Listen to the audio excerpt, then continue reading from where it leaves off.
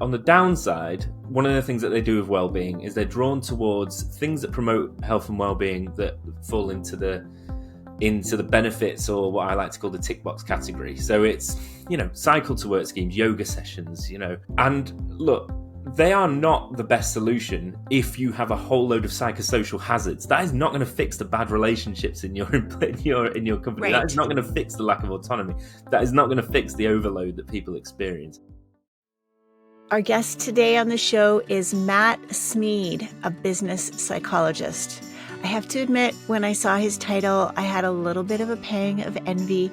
I'm really excited to talk to Matt today, though. He is an expert in the area of well-being, engagement, and resilience in the workplace. These are all areas that we have heard talked about over the past 10, 15, even 20 years. And I'm really excited to dig in deeper with Matt's background and experience in workplaces, and with his educational background. I'm really excited to hear an innovative, new, engaging approach. Matt was recognized in 2023 by HR Magazine as one of the most influential HR thinkers of that year. And he's got a master's degree in occupational psychology with a wealth of experience.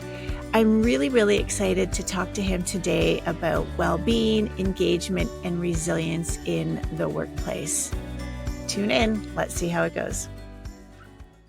Welcome, Evolve community. Really excited to have you here with us today. And my guest is the one and only Matt Smead from the UK. Hello, Matt. Hey, Carolyn. How's it going? Not too bad. How are you doing? Yeah. I was saying just before we pressed record, I was moaning about the weather because I'm in the UK. So other than being freezing cold in about 3 layers, I'm good. I'm okay.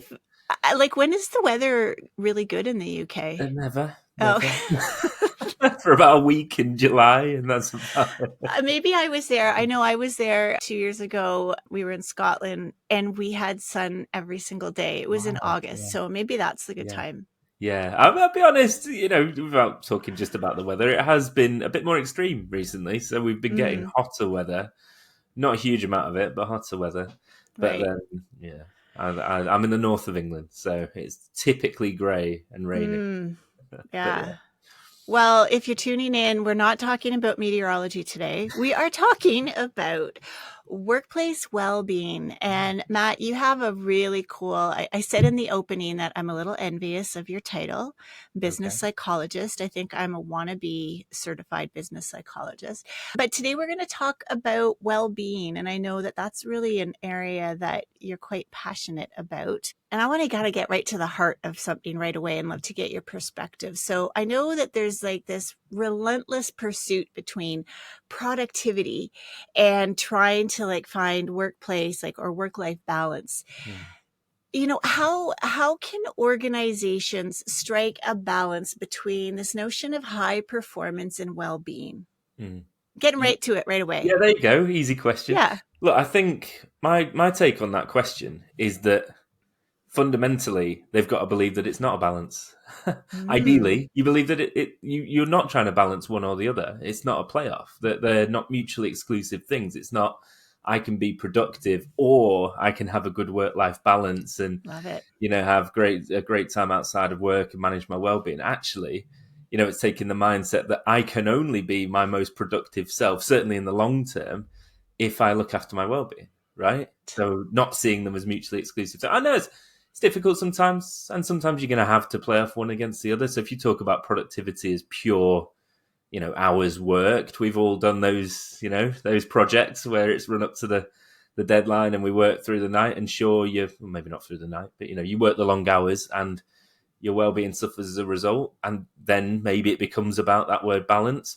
But long term, it's about shifting people's perception that you can only be your very best in the long term in a sustainable way if your well-being's optimized. I love it. I was talking to someone the other day about the beliefs around this big transformation that's going on in their organization. And, through the conversation, it was kind of clear they were equating burnout with a lot of work or transformation in an organization. And what I'm hearing you say is those two don't have to happen. Like we can still have fun and feel good and have lots of work. Yeah. Another way of putting it is productivity and well-being I see as outcomes of work. That's one way to. I've not fully thought this through, but let me think it through. So I see them as outcomes of work. So the things that can contribute to both well-being or productivity in the workplace, your deadlines and the amount of workload that you have on, and your relationship with your manager, and your levels of control and autonomy, and all this sort of how supported you feel. So there's lots of different things: job security, change. There's lots of different things which will affect you in the workplace. Plus, there's a whole heap of stuff that will affect you outside of the workplace. But essentially, in the workplace, the outcome that you're looking for is well-being and performance and productivity. So you're seeing them as outcomes, not necessarily, how do I manage my well-being day to day so that it allows me to be productive. It's like they're both just outcomes of managing some of those pressures effectively. Wow. And so let's hone in on well-being. That's a hot topic. Talk to us a little bit more then about well-being as an outcome. Like what are the pieces that we need to be aware of to create this outcome of well-being? Got you. So well-being is outcome for an individual, pleasure and purpose. That's how I see it. So in the workplace, do I go home or do I start every day with a level of pleasure? Am I excited, enthusiastic, happy, content, those sorts of things to a reasonable extent, to the extent that I would be normally. But also, do I have a sense of purpose? Do I feel like what I'm doing is meaningful, worthwhile, I'm contributing to something? And from working with kind of hundreds, if not thousands of people over the years, I find that everybody's a balance between pleasure and purpose, some sort of mix between pleasure and purpose, I should say. Some people are more pleasure driven. They're hedonists. They value positive emotions over purpose. Other people are very purpose driven, and it's all about a mission, and that's fine. And pleasure comes a little secondary, but everyone has some sort of balance between those two. So if you're looking about an outcome, do I go home from work or at night, or do I finish the quarter or whatever it may be and feel like I've got a smile on my face, pleasure, and I felt like it was worthwhile? That's how I'd boil it down for an individual. For an organization, in terms of an outcome, well-being as an outcome is correlated, I think, causally, but certainly correlated with a whole host of business level metrics. So better retention and reduced sickness absence and better employer brand and all that sort of thing. So if you're getting well-being as an outcome, you should see more positive results in those business metrics.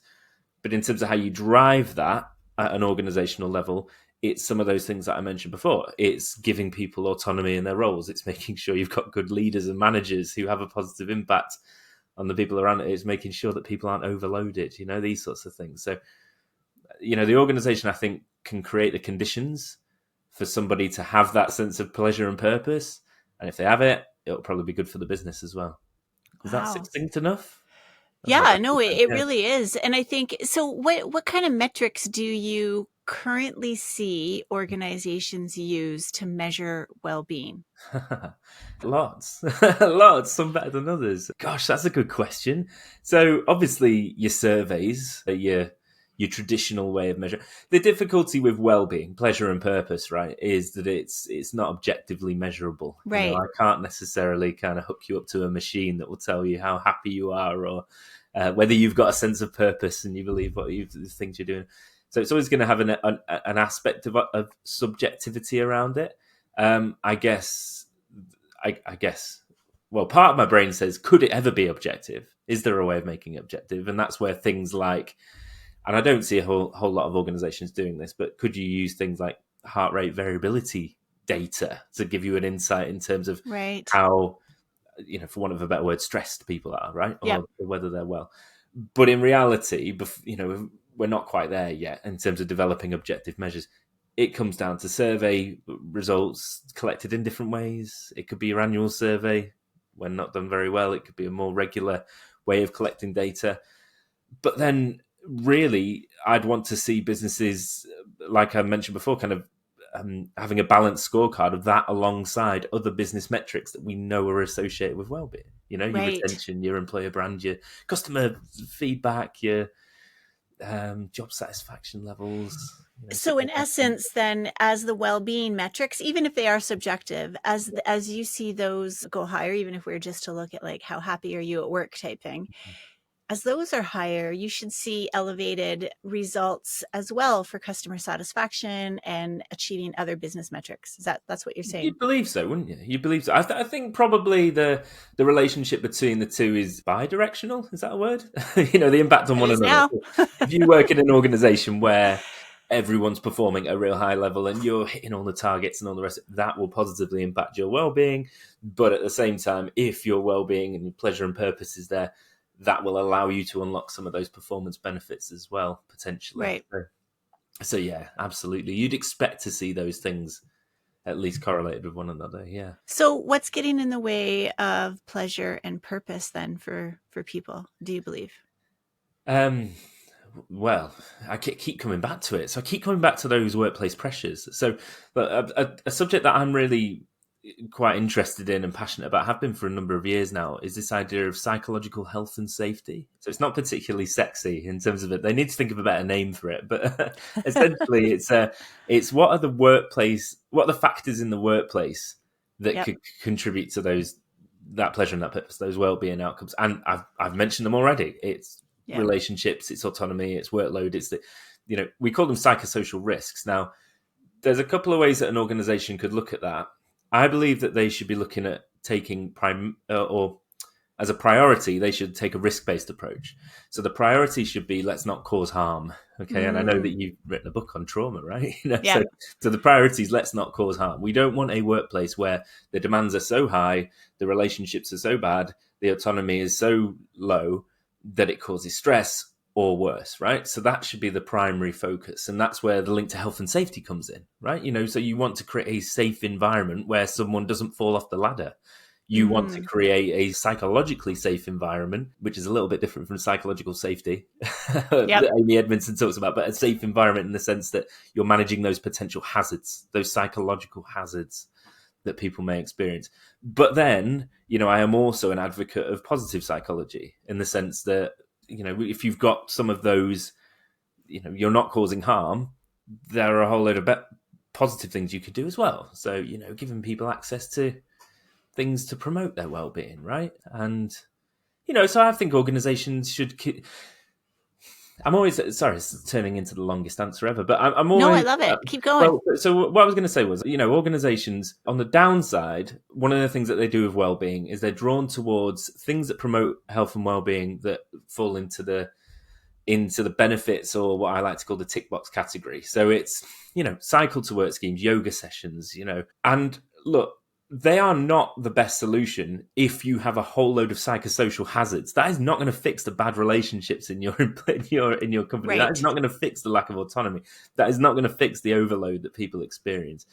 But back to my original point, if you've got a handle on some of those hazards, why not offer some of those benefits? Because that's the positive psychology bit, right? That's almost like the added extra. That's what takes someone from a 7 out of 10 to a 9 out of 10, because they feel Right. not only are they not stressed and they like their manager and they've got some autonomy, but also they did a yoga session before they left work and they really enjoyed it. So it takes that pleasure up an extra notch. And I think organizations could do both. I mean, probably depends on their starting point and their maturity. Some organizations, I think, should pretty much, if I'm being candid, forget about the benefits for a bit and sort out the hazards. But if you get to a point where you're mature enough, you should be looking at both, right? You should be monitoring the hazards, but also providing access to some of those benefits as well. Yeah. And I'm guessing when you say benefits, you don't mean like benefits that we get like as part of our payroll type thing. You're talking about benefits like yoga at lunchtime or massages on Tuesdays. Yeah. I'm talking about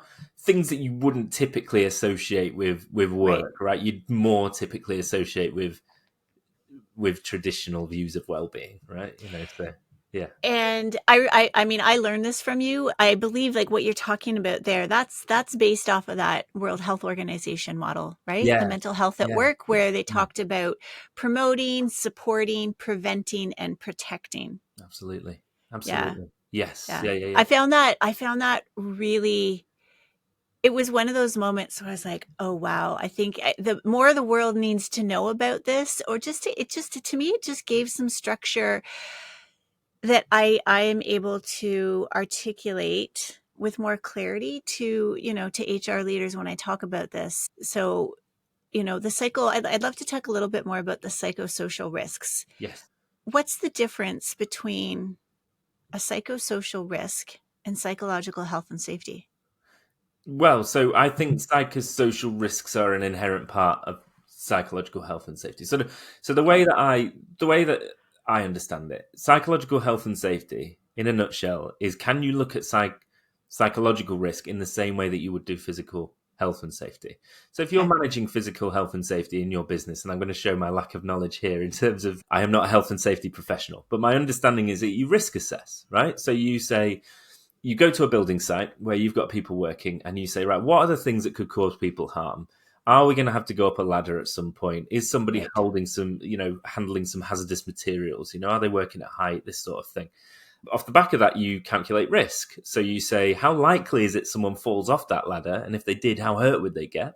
Hmm. And based on all that information, you put control measures in place. And your control measures are avoid, mitigate, and respond. So avoid would be, do we need to go up the ladder in the first place, or could we just stay on the ground? Yep. It may be that we have to go up the ladder because we're going to put a new roof on this house, right? So, but we're going to mitigate the risk. Where's your PPE? So your hard hat or your harness or your proper training. And then finally, you need things in place to respond. So, inevitably, some of those may fail. Someone might fall off the ladder, but immediately, where's my first aider? Where's the nearest hospital? I can deal with that risk. Gotcha. Psychological well-being, people don't, or organizations don't do that at all.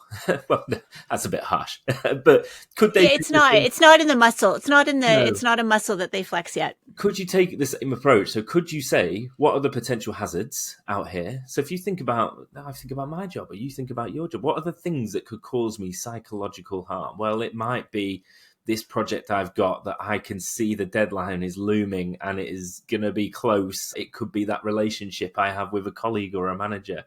That has the potential to cause me psychological harm. And we're talking, stress and Yep. anxiety, maybe worse. Then you calculate risk. How likely is that to be a problem? And if it did show up, how would it show up in me? And then you put control measures in place. So, could I avoid it? Could I never speak to that manager again? Maybe not. Could I mitigate against it? Could I improve the relationship somehow and respond? Like, what happens if that relationship breaks down to the extent where it is negatively affecting me? Who can I go to for help? Like, who can I go to for support? So back to your original question, that's the model of psychological health and safety, and where the psychosocial risk fits in. Are they the factors? I think this is interesting. Actually, I was speaking about this yesterday, and I don't have a clear answer on it. I think it could either be that the psychosocial risks they could be hazards. So Yep. workload, relationships, control, whatnot, job security or insecurity. They could be hazards themselves. I also think they could be risk factors. They could amplify hazards. So, imagine you've got someone doing a safety conscious role and they do have to go up the ladder, right? Some of those psychosocial risks might actually amplify the chance of them having an accident. Right. So if you're walking up that ladder and you've got all your physical PPE on, you've got your harness and your hat and all the rest of it, but you feel like you're being bullied and you've worked 3 back-to-back long shifts because you've got this looming deadline and, that sort of thing, you may be more likely to fall off the ladder because... Hence the amplifier. Yeah, the psychosocial risk may amplify. So they could be hazards themselves. They could also be amplifiers, I think. So that's kind of where they fit into the model in my head. So what comes up for me, I love this concept, and I think it's going to be a hard one for leaders to wrestle with. Yeah. Balanced workload to me is a risk. It's an amplifier, and I would love to get your perspective on how can we reposition that or reframe it or like help out with it, because that is one of the, in Canada we have the national standard for psychological health and safety. There's 13 risk factors and balanced workload being one of them. And that is, in my experience, the elephant in the room. Yes. Yeah. I was. Do you know what? Before you said that, I was going to use that exact same phrase. Yeah, Absolutely, because they play around the edges, right? You almost. The unfortunate thing is people say, "Well, there's nothing we can do about that." The work keeps exactly. coming. The work keeps coming. The demands are always going to be there. So let's focus on better relationships and better management, and giving people better job security, or pay them more, or something like this. Which Yep. reasonable ways. Certainly, that's a better way, I think, of helping someone to deal with that workload, by providing more autonomy, by providing better relationships in the team, than giving them a yoga session, right? And by the Yep. way, I'd just like to preface all this by saying I've got nothing against yoga, and I love a bit of yoga, but you know what I Yeah. mean. You know what I mean. Yep. You are taking more of a preventative approach, but you're right. There's still this big elephant in the corner of the room that is the workload that's not going anywhere. So you asking for my solution to it? Well, I'm asking you your thoughts. I mean, gosh, if you had a solution, you'd be a bajillionaire, Yeah, right? Like probably, everyone would want probably. it. My thoughts are that often I find it needs to be tackled at a very senior level. So, you work with teams, and I'm sure you're the same. You work with teams, and they feel like the workload is out of their hands because it's something that was decided in a boardroom in an Right. ivory tower 3 months ago or longer, by a set of execs who don't know what my job is, right? And there's truth in that, absolutely. So, well, looking at it the other way, there is some truth in the sense that I do feel sometimes people can fall into this sense of learned helplessness, and Hmm. you got so used to delivering under such high demands that becomes an expectation and even like a badge of honor. So Yeah. there is something here about individuals and teams, willingness to say no, like, no, we can't actually do that, and not seeing it as a sign of weakness, and having a bit more openness and honesty around that. But at the same time, senior level within the organization, you've got to work. So the question is whether, if you're sat around a boardroom, whether you're willing to potentially take a dip in productivity and performance and profit in the short term. I would expect it to be in the short term, so that you can recalibrate some of those demands.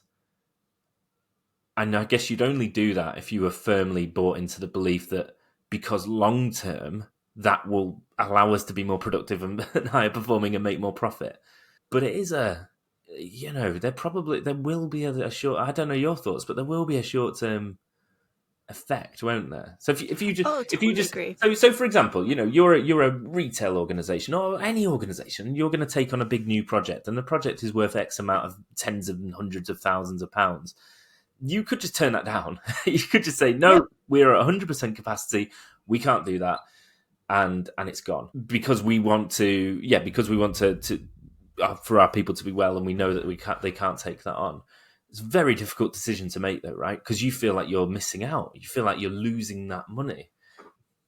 Yeah, I'm a bit lost with this answer, but yeah, Well, I think the point is that those conversations need to happen at a senior level, and often they don't. Often the they don't. responsibility Well, gets shifted down the line. You just and need I to toughen think up. the senior leaders are under tremendous amount of pressure, right? Mm, You have to perform. If it's a public company, or sorry, a private company, you have to perform and make the profits, and that's a really intense pressure to mm, be under. mm, So to turn down business or contracts isn't really acceptable. mm, You have to have mm, some pretty strong evidence for that to be acceptable. So you've got that pressure, which really is in my mind, it's a scarcity mindset. We can never have enough. We have to keep getting more. We have to keep getting more. And really, what you're talking about, and I agree with you. I think if we did slow down a little bit to sort of reset mm. and set some parameters, I do think in the long run would have higher Yeah, productivity. I and, just don't and know collectively whether you how do it.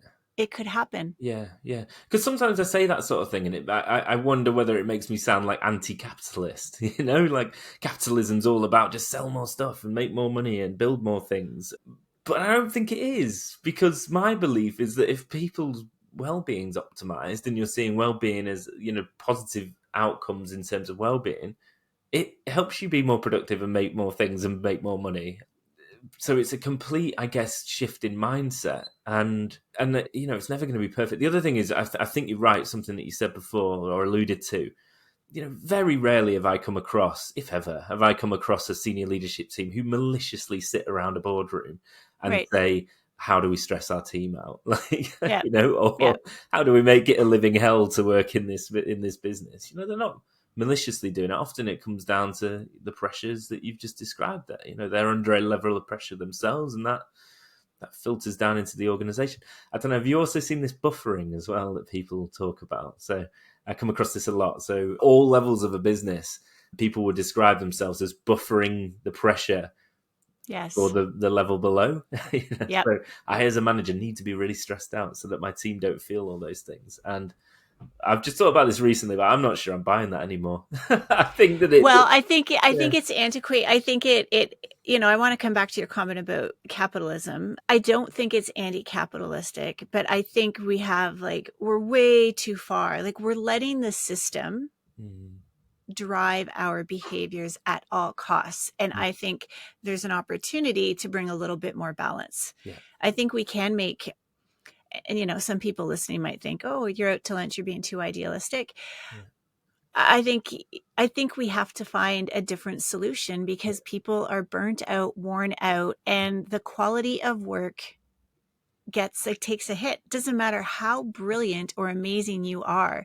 The quality of work is taking a hit. And I think that's where we're at. How many times have you heard people say, oh, this isn't what it used to be. This product isn't what it used to be, or I'm not getting this on time, or the service just isn't right, because we're all fried. We're all burnt out. So we have to find a bit more of a balance. Yeah. I wonder sometimes whether it's that, human beings, we prioritize instant gratification as well. Yeah. So it is a very difficult decision to sit there in a boardroom and say, do we take that £100,000 project, which will hit our account in 30 days, or do we turn that down, get our ducks in a row, deliver the projects that we have because we know that will make our brand stronger and da da da. So in a year's time, we will have a £1 million contract hits the accounts rather than 100,000. But do you see what I mean? So that you kind of playing the long game. So that's why I'm saying it's not anti-capitalism, because you're still driven by profit, but you just feel like the way of getting there, and a more effective way of getting there, is through in a sustainable way. But it's very difficult to do, right? Because as human beings, it is. I want to eat the chocolate bar rather than to go to the gym, and then in a year's time that might pay off. Well, and you're measured by measured by the results you can deliver right away, not 3 years down the road. Absolutely. So what's the account at? Like, what could to me, I'm going to come back to the system and understanding the system within which we work. I think really can help individuals move away from this martyrship, like you were talking about, the buffering. Oh, I have to protect my people. So let's talk a little bit about what could individuals do or leaders do, and then what could organizations do to help bring this notion of health, safety, and well-being to a new level in their organization. Yeah. So individuals, it probably comes down to, confusingly, psychological safety, right? So your Amy Edmondson psychological safety. Can I bring my whole self to work? Can I put my hand up if I'm really struggling? Can I ask a stupid question? Can I try something out a little bit different? So, like I say, it's very confusing because you say the word psychological health and safety, and a lot of people think of psychological safety, very different things, but they are linked to one another. Because if you have that level of psychological safety, as Amy Edmondson and others would describe it, that may allow people to say no, or say, or have a proper conversation about how that's going to impact on them, rather than just saying yes and then moaning about it to their colleagues behind closed doors. So, the psychological safety, and that probably is driven by, every member of a team, but also the leader, the line manager, has a huge impact on that. So there's something there about creating that environment where people can have honest conversations about this stuff. I just want to kind of chime in there for a second. I think there's an opportunity for that work to evolve a bit more, because what isn't addressed in the psych health and safety construct, as I've seen it, is this notion of power and privilege. These silent impact, or these silent things that are going to impact psych health and safety. So I'm excited to hear where that goes now, and how those things can be integrated and talked about more overtly. Because I have seen a lot of folks, yeah, we've got a psychologically health and safety, or psychological health and safe environment, and they are all the same color and they are all the same age, and so I think there's an opportunity to expand what we know about psychological health and safety, and be more broad with our understanding. Agreed. I always think to myself, the key is when does this shift actually happen? Because in those moments where I start to have existential crises and think that nothing that I'm doing makes any sorts of difference, which probably happens on a weekly basis. No, not quite. But when I have those moments, it's probably when I hear things that I was hearing 15 years ago, Right. about like people will get this soon. Like, they won't be able to ignore well-being as an important aspect of the workforce, and those organizations that prioritize well-being will outperform those who don't. And the data seems to suggest that's true. By the way, there's some amazing research coming out of the University of Oxford, for example, the group there, and University of, if you get a chance, have a look at that research. So the data's there, it shows it, that there is a very strong business case for well-being alongside performance.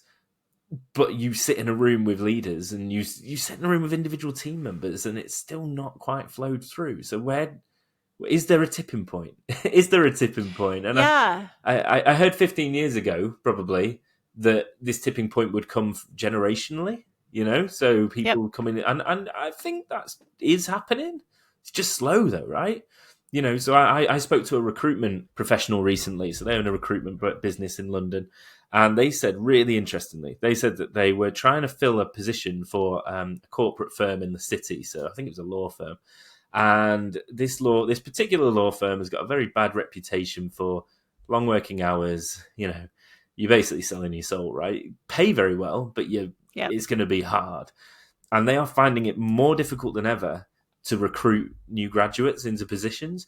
So previously it was, we all kind of knew that, but we're still going to do it. We're still just going to do it. Whereas they were describing that they feel that they have actually reached a point where they're struggling to get the level of, the amount of and the level of graduates that they want to, because people are saying that's not worth it. I'd rather earn 20,000 less and not have a heart attack at 30, right? I value my well-being more than I value money. I think linked to that, I don't know if this is the same globally, but I think maybe in the UK that's partly because I'm never going to be able to buy a house anyway because they cost. Oh no, that's the same here. It's totally. In fact, I read an article about that as well. Is that this next generation is like, I don't even need to buy a house. Yeah. It's too much of a liability. Yeah. I'm going to rent. But it's almost, I don't need the money. I'm not saying they don't want money, but like, I don't need the money because I can't afford anything anyway. So, exactly. So yeah, exactly. Off the table, so I'd rather just be happy, right? And I wonder whether. So it was just, sorry, last thing on that recruitment people that I spoke to, they went back to that company and said, look, we're struggling. All the rest of it, talked to them about amending the job description. And they said, can you put an extra £10,000 on the salary? This was the law firm's suggestion. So they just wanted to put an extra 10 grand, that'll sort it out. So they were, through gritted teeth, they did. And it didn't help. They still had the same struggle. So maybe we're reaching some point. Yeah. I agree with you. Yeah, I do think this. So that would be the Gen Z. I do think that they are challenging these old beliefs and structures that you and I would have grown up in, and you just work hard. I think this is where I think the quality conversation is going to come in, where. Okay, you can work less, and I really do. I think there's a balance we need to find. And I haven't, how do I describe this?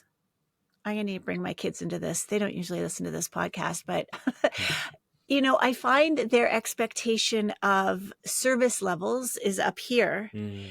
But when I look at their own work ethic, okay, they'll work hard enough. But still, they're still like not putting everything into it. And so if I come back to purpose and pleasure, you're kind of like going to work to just do something. And the purpose doesn't seem to have the same drive for them. So I guess what I'm trying to say in a roundabout way is, and maybe it's something I need to challenge myself in, is if you aren't working hard or long, Are you being driven by purpose, or are you just kind of being driven by pleasure? Oh, that's interesting. Although, yeah, if I was going to play devil's advocate to some of that, I would argue that every generation thinks the previous generation or the next generation are True. lazy. Right?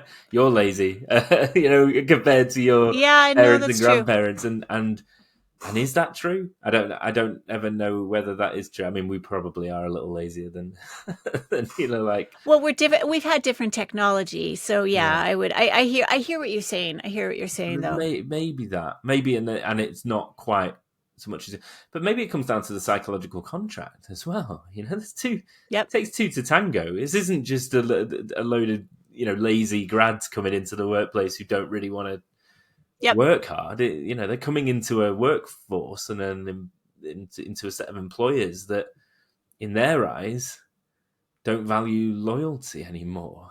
There's all sorts of things like that. So Absolutely. there's certain things which just, it's beggars belief that it even still goes on.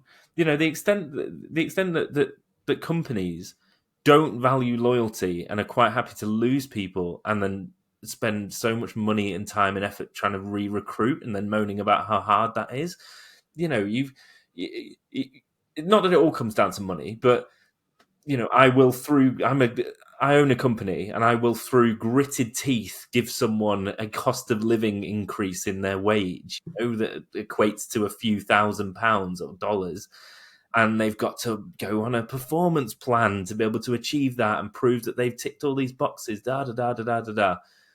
But if they left and I'm recruiting and I'm putting the advert out and I'm deciding what the salary is it 35 or 40 or 45 or 50? I'm just chucking numbers around. Just right. So they seemingly don't. Organizations sometimes seemingly don't value loyalty. So why should I? Why should I?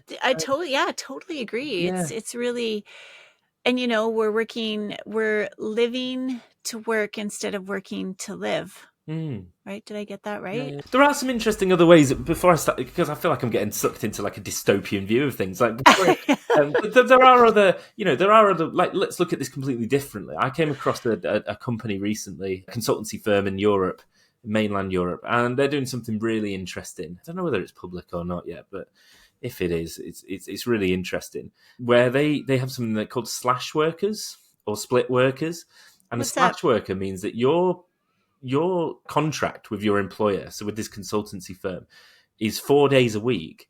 And on your one day that you're not contracted, you are actively encouraged to have a side hustle. So you are actively encouraged to have another Wow. job. So what they're saying there is, look, we actually think that we're going to get the best out of people if they're doing something that brings them a real sense of purpose on that 1 out of the 5 days, right? And they're willing to take the risk that some of those side hustles will take off and people will leave. Some of those people, I'm sure, I don't know exactly, but I'm sure their side hustle will take off and they'll say, I like doing that better than my day job, so I'm just going to do my side hustle. But they're willing to take that risk because it's for every one or two of those people that they lose, the goodwill that they get from the other people who end up staying, but they have more autonomy over their working lives and more purpose around their working lives. And it's a 4-day work week, which I know there's more and more evidence showing that actually gives you higher levels of productivity. Absolutely. So that's just one example, and I don't know whether that's the solution, but it feels to me like maybe we just need to think of like more innovative ways, which comes back to your original question: how do we sort demands out? There probably is no. I wish I could just give you that answer now, but where I do think the answer lies is with the people who are affected by those long workloads. So we need to empower people to be able to innovate and create potentially new ways of working, which will be beneficial for the individual and the organization alike.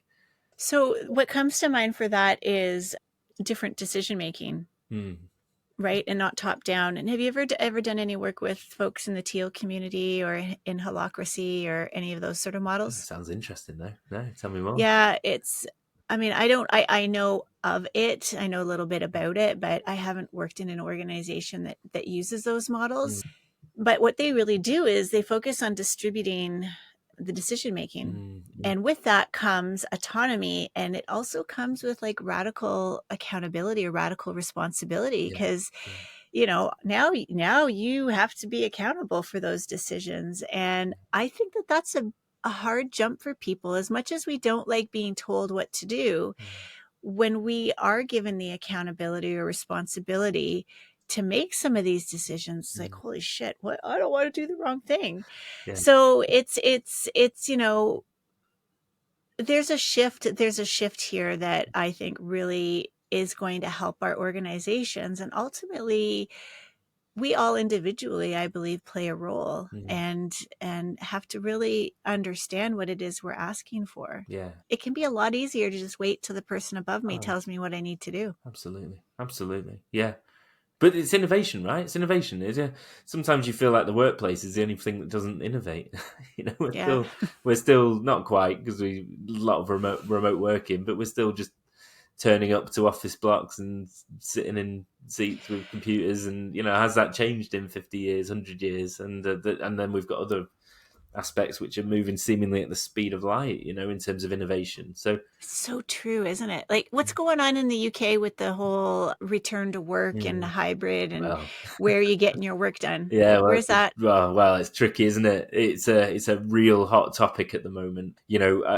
I'm sure you've had the same from the people that you work with. There are as many people who absolutely love working from home and saw COVID as not COVID is a good thing. I would never say that, but you know what I mean. Yeah, The an freedom that opportunity. allowed them. It was an Yeah. opportunity. That's a better way of putting it. You get as many people who feel like that as would absolutely desperate to come back in on day one and wanted to be back in the office. And, I still get it, because we work in the field of well-being, or I work in the field of well-being. And how am I meant to know, you're saying that I need to look after the well-being of my team? That is even more difficult when I don't get to see them. And when I do on a Teams meeting, the camera's off and I can't, how am I meant to have a deep, meaningful conversation? Now, I would see that all as just a challenge. Like, that's a challenge that we can overcome. But it is an added layer of complexity. But at the moment, organizations, they're trying to wrap their heads around that, right? In terms of how we've lost all our environmental cues that we used to have in terms of, just the safety of being in the office and all working together. How do we make sure that we don't exclude people now? How do we make sure that we're using Yep. technology effectively? All this sort of thing. And then there's Yeah. really interesting stuff. Sorry, just a bit of a tangent in terms of money and where are people based. I was talking to a HR professional the other day, and they were saying that they have a case in their business where somebody is earning, I don't know if you have it where you're based. We have like London weighting, so you get a much higher wage in London than Right. you do in well, not a much higher wage. There is an Well, the extra. market, you need to have higher wages in certain markets Exactly. There's an to extra stay slab of money competitive. put Yeah. on top. But what they found out was some people were getting that London waiting wage, so the additional wage, but they'd relocated to the north of England, right? So they didn't live in Yeah. London. So they were in the shopping in the cheap shops, although I live in the north of England, it's not that cheap. They were shopping in the cheap shops, but they were earning the London wages. Yeah. And gosh, that blew my mind. I was like, what do you do about that? Do you say they can't? Do you bring their wage down? Like, that's not going to go down very well. That is Yeah. hard. That is hard. Yeah. I mean, COVID, what happened there is it kind of, the genie's out of the bottle, right? Mm-hmm. Like we can do work differently. We know that. Yeah. To your point, it's different. There's more complexities to it for sure. Mm-hmm. That is more work, more cognitive load to try and figure out. And we're already feeling overworked as, to begin with. And then we had to catch up because of COVID, right? And navigate through all of that. So I'm really curious to see what it's going to be like 10 years from now too. Yeah, me too. Because we'll have this next generation who will be, moving up in terms of roles and I'll say seniority. And we're going to have more technology. Mm-hmm. And I think with that stronger focus on well-being, Mm-hmm. I hope, maybe this is wishful thinking. I am going to hope that organizations are going to feel less driven to force or mandate people back into the office because they've been able to find a new way to exist in this reality. Yeah. Yeah. I mean, I'm with you. I don't think organizations, if I was going to dole out advice, unsolicited advice, I don't think they should mandate it, right?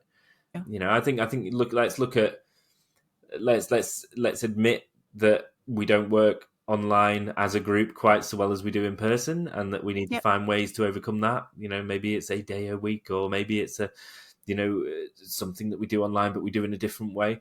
But you need to be back in on three out of the 5 days. I don't see Yep. how that can ever be the answer, really. The difficulty and the reason why people do it is because when you scale anything up to more than probably 150 people, how do you make it fair? Yeah. How do you make Yeah. it fair? That's easy when I'm managing a team of 20 people and my organization totals 20.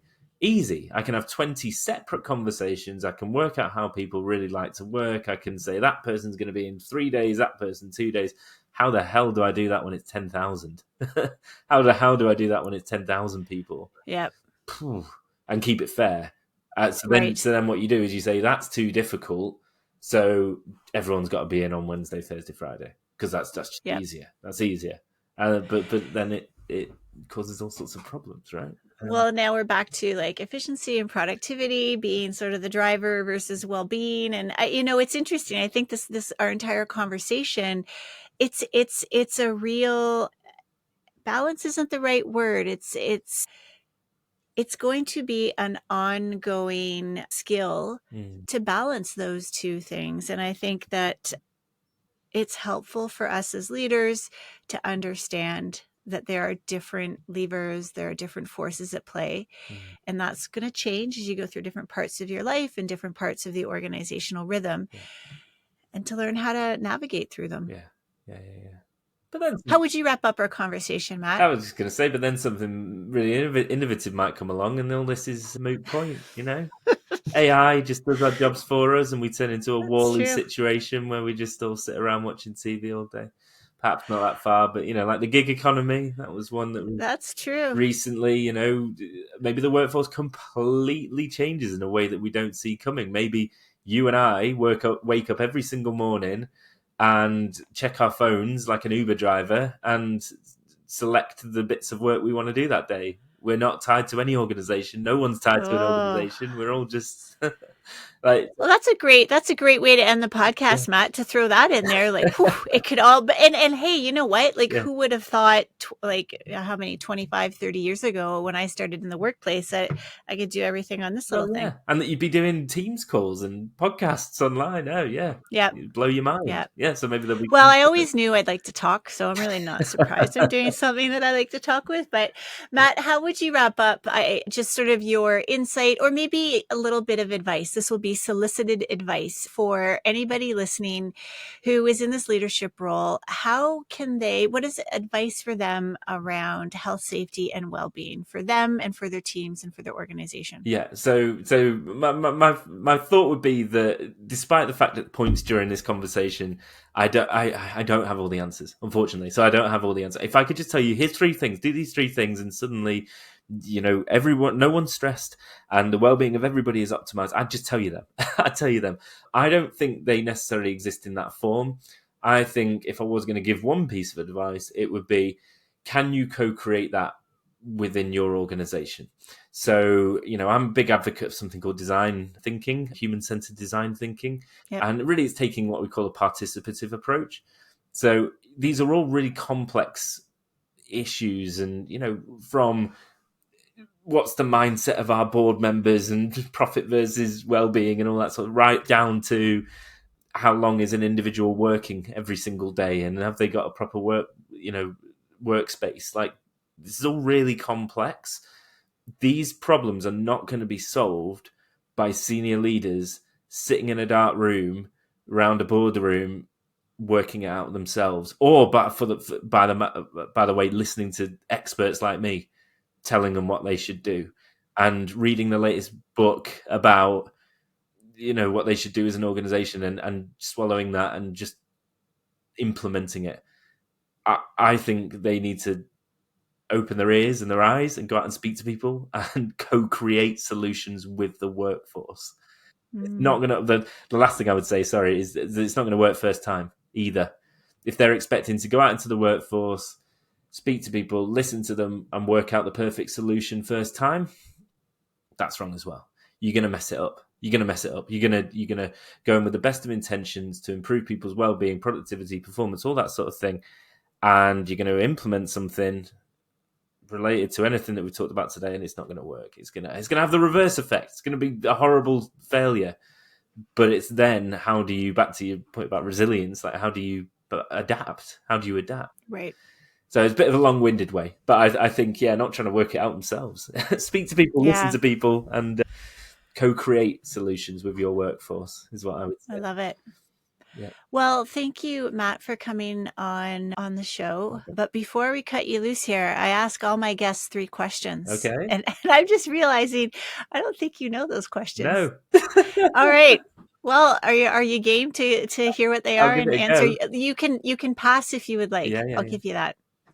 So these have to do with self-awareness, self-regulation, and co-regulation. Those are 3 elements in my Evolve model that I think help leaders sort of stay connected to 3 main areas that can impact their leadership. So the first question is about self-awareness. And is there an anecdote or a lesson that you learned that really elevated your sense of awareness, where you learned something about yourself that you didn't know? Oh, gosh. Whatever you want to share. In short, we don't have another 50 minutes. No, I know. Something that happened. A moment in time, or a story where you had a real lesson in that moment about self-awareness. Kind of like a holy shit, I didn't know that I had that impact moment. Well, I have. If I was going to go for a positive, I'm sure there's been ones where I've realised I'm not as perfect as I think I am. But there have been moments where. So I work with people at all different levels of the organisation, and sometimes, if I'm being honest, I find it a little more difficult sometimes to talk about things like well-being with, for example, frontline employees. Sometimes within certain organisations, because here's this psychologist talking about, well-being and pleasure and purpose, and I just want to get on with the job, right? And am I connecting with them? This goes back a few years. I was working with an organisation, a business, and these guys that came into the room, they were manual workers, right? So they were manual workers, and we had this guy, and they didn't want to be there. Let's be honest, they didn't want to be there.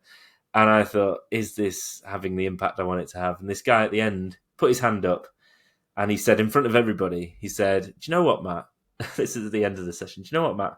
I thought that was going to be absolute bullshit, but it was actually all right." I was like, I'll take that. I'll stick it on my CV. So the fact that it's not complete bullshit, and that it does resonate with people at all levels of an organization. That kind of stuck with me. Cool. Thank you. So the second one has to do with a practice or a ritual that really helps you either return to a calmer, more regulated place, or keeps you in that place. But basically, like a practice or a ritual. Yeah. That helps your nervous system. Yeah. Oh, mine's really boring. I go outside. I know you probably heard that 100 times. Why is that boring? What's boring about that? I want to think of something really innovative, right? I want to be able to, go out on my, Segway scooter or something like that. Do they still exist? No, probably not. But no, honestly, it's just going outside. So I used to run a lot, not so much now because I keep getting injured, but I certainly walk. And just the amount of times I have been banging my head against the table trying to work something out and spinning in circles. And I just think, I can't do this anymore. And I go for a short walk, even in the rain, like literally 5 minutes. And I am running back to my house, to my desk, if I'm working from home, because I've worked it out when I was on the walk. And when I'm not trying to think about it, right? When I'm not trying to think about it, then my brain just kind of catches up with itself. And I like to think of myself, I think, as quite creative. And that's where my most creative ideas come from. Some of them are terrible, but so if people see you out walking through your town, or what is it, a village, a town, I don't know. When I think of the UK, I think of villages. I don't know why.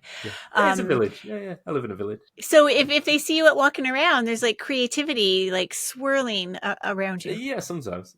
Other times I'm just listening to football podcasts, but All right. So last question. This might be the most difficult one. Great. Maybe not. What is a song or genre of music that helps you feel connected to something bigger than yourself? Oh, no. Oh I no, know. you can't ask me that question. So again, I'm going to sit on the fence here. So I have the most eclectic, like Yep. like yeah, music taste, in the sense that I literally like everything, or I'm equal. I'm not a fan of anything. So I sometimes wish I was. Like I'm not a fan of a band or a genre. There's some that I prefer over others, but I'm Yep. not a fan of anything. And What type of music really makes you like kind of be in awe? Maybe that's a different way to frame it. well, no, but what I do is I match my music to my mood. So Yeah.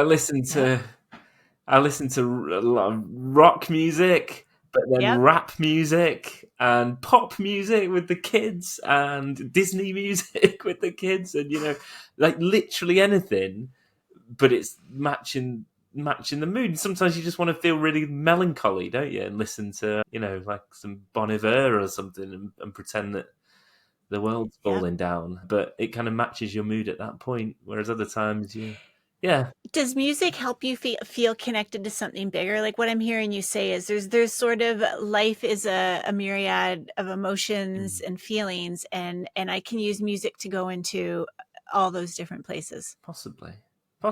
It certainly affects you, like, physiologically. You feel it, right? You feel it. Yeah. Oh, I was like, before we got on our podcast, I was like, I need a little jolt of energy. So I put on like my favorite dance song right now, Yeah. which I'm not going to disclose what it is.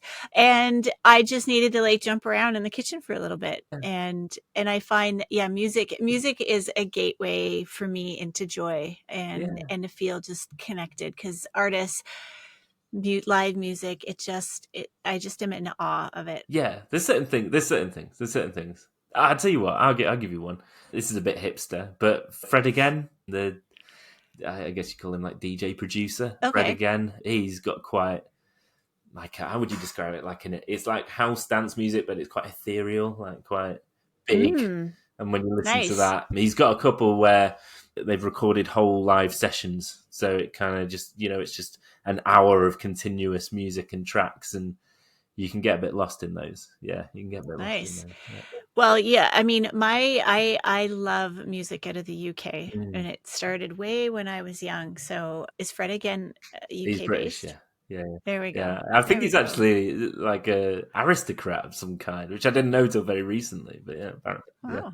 yeah. Very good. Yeah. Well, Matt, thank you. I'm so glad that our worlds intersected this year in 2023. Thank you for coming on the podcast, and wishing you all the best in 2024, wherever your pursuits take you. And hey, maybe you'll be like HR Thinker of the Year for 2024 as well. Yeah, maybe. There you I'll go. put them on the list. Yeah. Pleasure. All Thank you right. very Thanks much. again for coming on. Cheers. Having Matt on to kick off 2024 was definitely intentional. Talking about well-being and resilience, my hope is that he and I were able to give you a few things to think about, to reflect upon, so that you can bring some new perspective, or maybe elaborate on a few threads that you'd started in 2023. But in essence, I hope you leave this conversation recognizing the important role that you play as a leader. And while you might not have the most senior position in the organization, and sometimes feel like you may not be able to impact change throughout all levels, a lot of little things can add up to big changes. And I'm going to send you hope and inspiration that you can make a difference. You can make a difference by the way you treat people, how you co-create, and how you can tune in and be attuned with where your team is at. I thank you for tuning into this episode. I hope we'll see you for many more. I'm looking forward to bringing lots of more incredible guests to you. Please let us know what you think about the episode. You can either send me a DM, you can comment on the platform that you listen to, and please like and subscribe. Thanks so much for being here with us, and wishing you all a great day.